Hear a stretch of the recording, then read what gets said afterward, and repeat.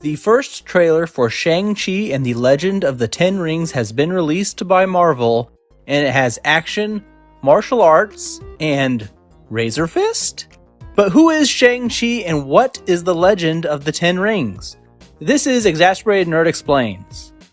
Shang-Chi's publishing history is a little bit complicated, as it was the 70s and Marvel wanted to cash in on the martial arts craze. So after failing to secure the rights for Kung Fu, they secured the rights for Fu Manchu and the related characters, a villain from old pulp stories and progenitor of the Fu Manchu facial hair whose facial adornments is only outshined by some good old-timey racism.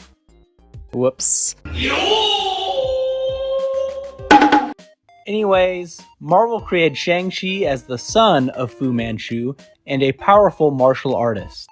Raised by his father to be the best, he grew up a true believer in old Pops, thinking him a benevolent man and not the leader of a large crime organization.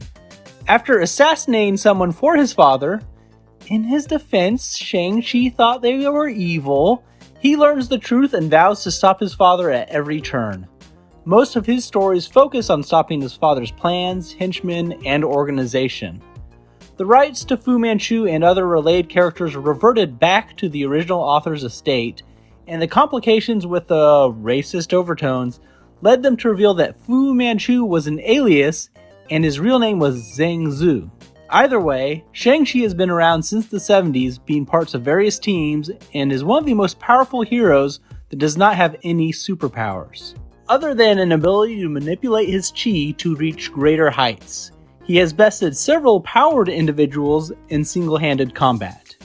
Now, the Ten Rings has its own history in the comics, an organization and source of power behind the Mandarin. Their history in the MCU goes all the way back to the first Iron Man. The Ten Rings was the terrorist organization that kidnapped Tony Stark, which led to the creation of Iron Man. Then, in Iron Man 3, a fake Mandarin is put forward as a terrorist and leader of the Ten Rings. But at the end of the film, Aldrich Killian claims, "I am the Mandarin!" Case closed? Not so much. Marvel used to release quote-unquote one-shots, short films that accompanied the Blu-ray and DVD releases of their films.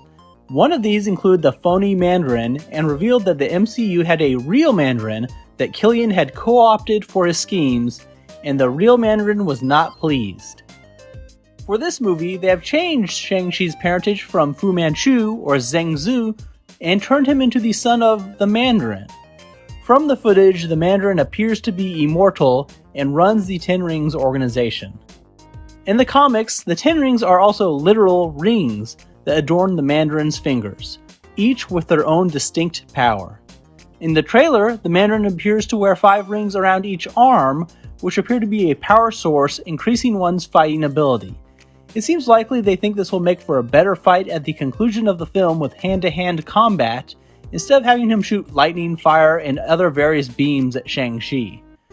A freezing blast from your pinky just doesn't translate well cinematically and may come off as silly. And finally, we have who I believe to be Razor Fist, one of my favorite ridiculous villains in Marvel Comics. The general story behind Razor Fist varies as there's been several of them, but usually it's he's a great fighter, so great that he decided to have his hands replaced with short swords. Sometimes it's just one hand, but sometimes it's both. Like, what are you even doing with your life at that point? Just hold a knife or a sword. Don't cut off your hands.